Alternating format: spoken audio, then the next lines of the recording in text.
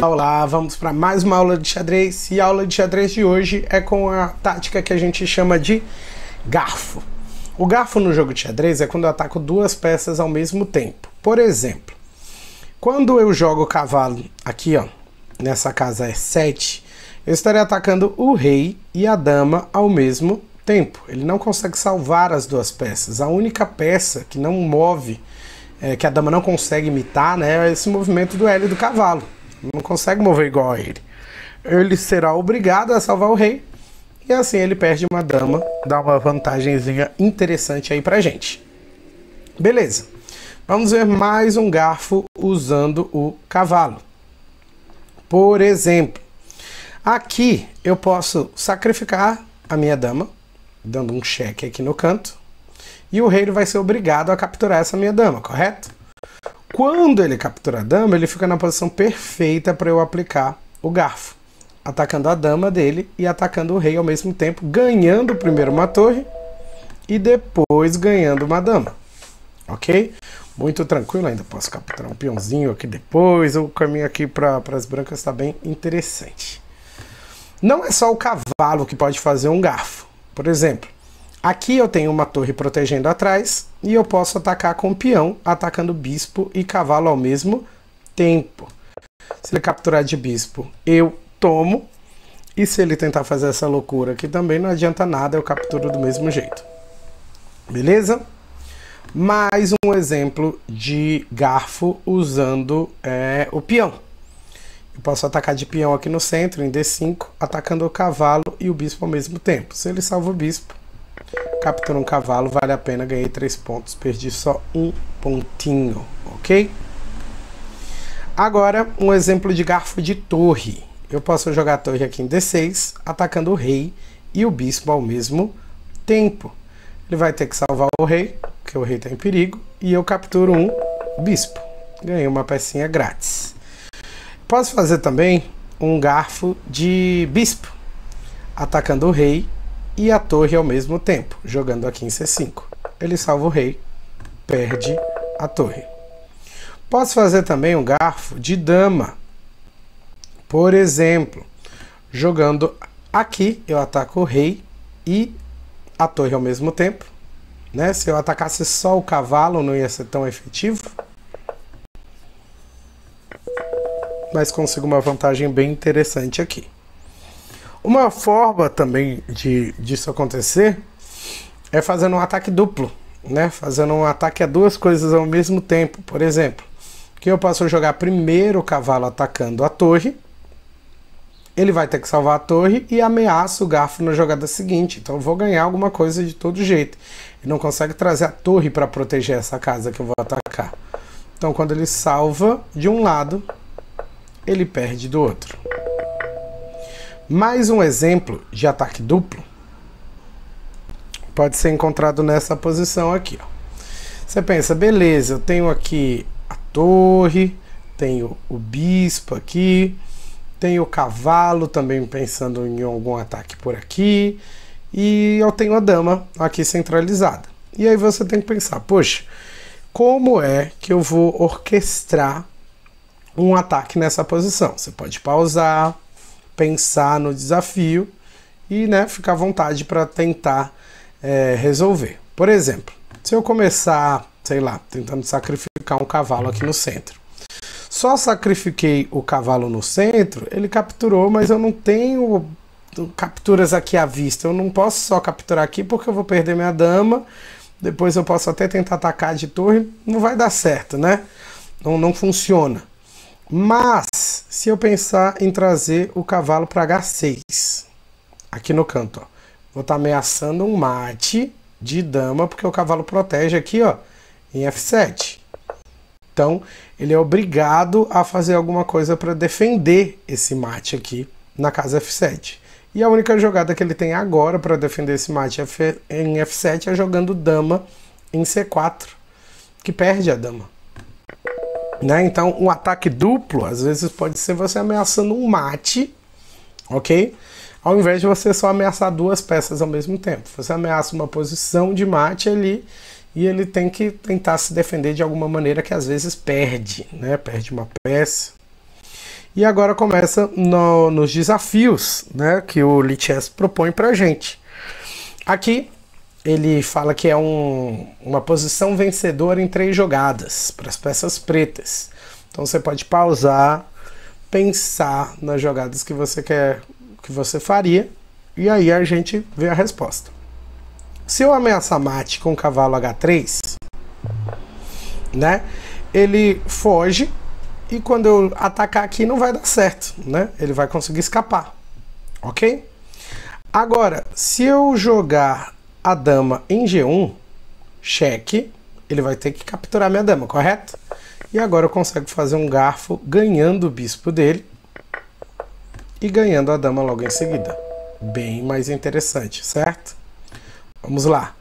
Desafio número 2. Mesma coisa. A gente consegue agora uma posição vitoriosa para as peças brancas em 4 jogadas. Essa foi uma posição real de uma partida entre Magnus Carlsen jogando de brancas e Nigel Short jogando de pretas. Você consegue descobrir qual foi a jogada que o Magnus fez? Pausa, pensa na resposta e aí você pode tentar jogar. Por exemplo, se eu começar só com cheque aqui embaixo, ele escapa, né? E quando eu der o cheque de novo, não vai ser tão efetivo. Agora, se eu começar com o cavalo em D6, já faço um garfo aqui, ó, atacando os 2 ao mesmo tempo, correto? Mas calma que isso vai ficar ainda melhor. Se eu capturo, ele só captura e eu troco as peças. Foi tão eficaz? Não. Tem outro caminho. Primeiro, cavalo D6, correto? Agora, posso avançar o peão? Ele foge me dando cheque, né? Aqui o certo é você fazer isso, ó. Cavalo D6, torre dá cheque, porque agora ele precisa sair, né, com o rei dele. Se eu só sacrifico o cavalo, ele captura me dando cheque. Então eu deveria fazer uma jogada diferente, ó. Cavalo D6, cheque. Calma aí que o computador tá pensando. Cheque. E agora eu posso sair fazendo garfo, atacando os 2 ao mesmo tempo. Agora sim é um caminho bem mais legal, correto? Cheque. Capturo a torre. E essa foi a sequência que o Magnus fez, né, para vencer essa partida contra o Nigel Short. Um jogo bem legal. Mais um desafio de garfo, né? Vamos ver esse próximo desafio. Pode pausar, pode pensar. E aí, qual é a jogada para vencer nessa posição? A gente está de pretas aqui e ele fala que a jogada é em 4 movimentos. Por exemplo, se eu começar dando cheque de dama, ele só foge, né? Não tenho muito mais o que buscar nessa posição. O certo seria eu começar com uma jogada aqui, ó, de peão, F3. Por quê? Tirei a torre da posição dela e agora eu tenho outros ataques que eu posso fazer aqui contra as peças brancas. Por exemplo, se eu trouxer o cavalo aqui, dando cheque, ele não pode me capturar de peão, né? Porque ele ficou em cheque. E agora eu tenho a possibilidade também de jogar o cavalo aqui dando cheque, atacando a dama, certo? Só que ele só captura e eu ganho pouco, né? A minha vantagem não foi tão interessante. Se eu pensar um pouco mais, ó, eu vejo que agora, quando eu tiro essa torre daqui, eu consigo fazer esse cheque. E depois eu posso jogar cavalo G3, dando mais um cheque. Eu obriguei ele a capturar, né? Porque ele não podia fugir também por causa do bispo. E agora sim, eu posso dar o cheque e ganhar uma daminha linda aqui, né? Sem mais problemas para as nossas peças pretas. Próximo desafio, de novo com as peças brancas, beleza? E agora é uma partida do Peter Leko contra o Kramnik, disputado em 2007. As peças brancas vencem em 3 jogadas. Vamos ver o que a gente pode fazer. É brancas aqui? É brancas mesmo. Por exemplo, se eu começar dando cheque, né, atacando o rei protegido aqui pelo peão, eu já vou conseguir fazer um ataque aqui, ó, duplo, né, atacando os dois ao mesmo tempo. Quando ele joga o rei, eu consigo capturar a torre lá embaixo, beleza? Mesmo ele me dando cheque, aqui a defesa tá tranquila de peão. Desafio bem interessante de Fork Challenge. Aqui mais uma vez consegui uma posição de vitória, né, em 3 jogadas. E aqui a gente vai tentar fazer isso com as peças pretas.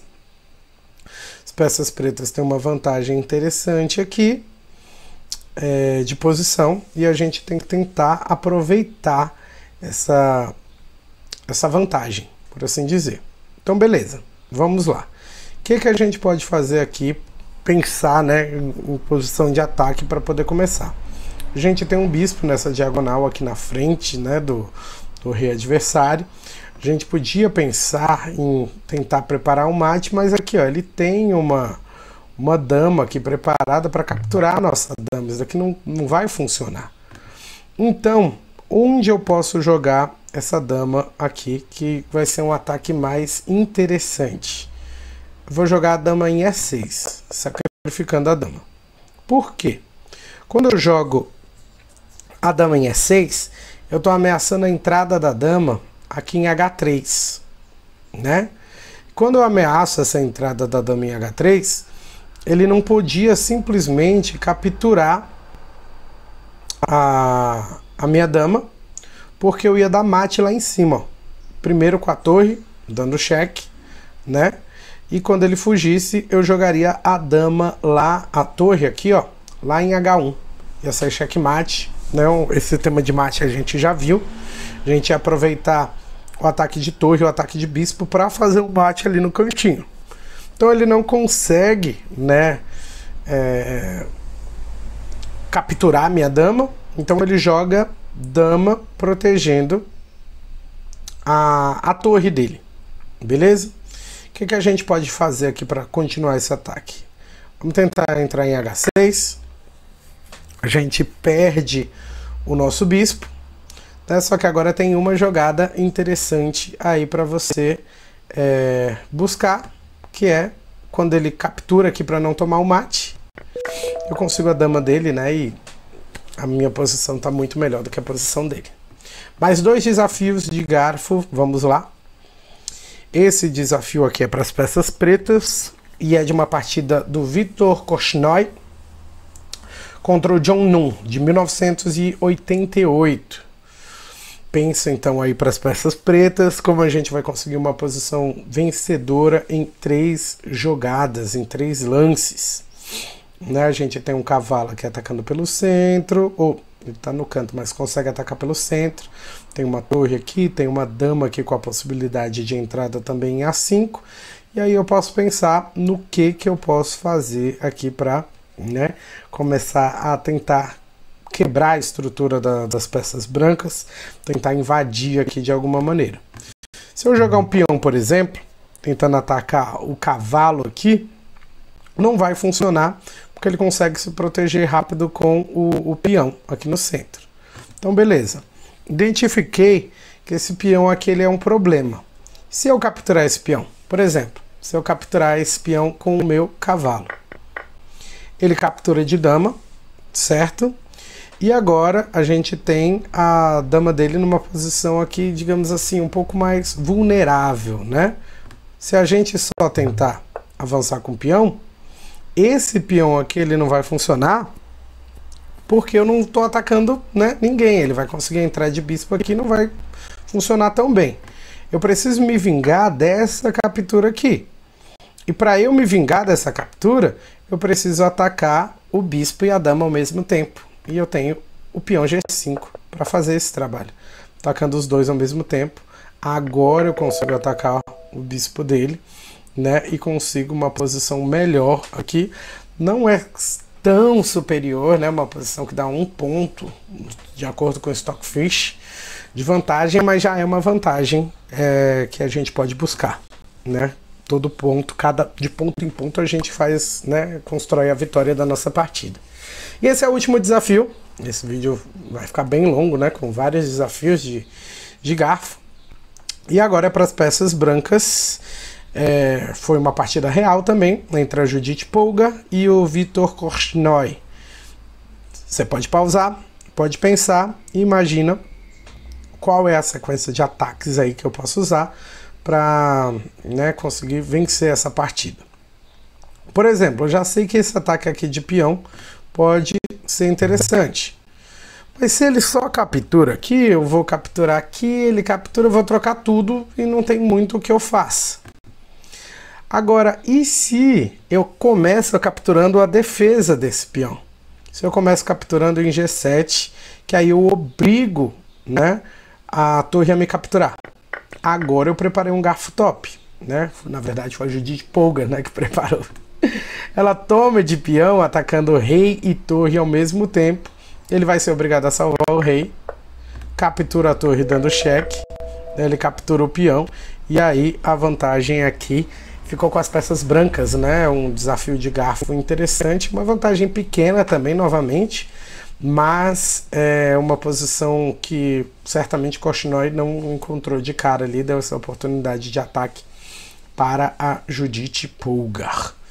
Então, agradeço a todos pela atenção até aqui. Nós nos vemos na nossa próxima aula de xadrez. Tchau, tchau!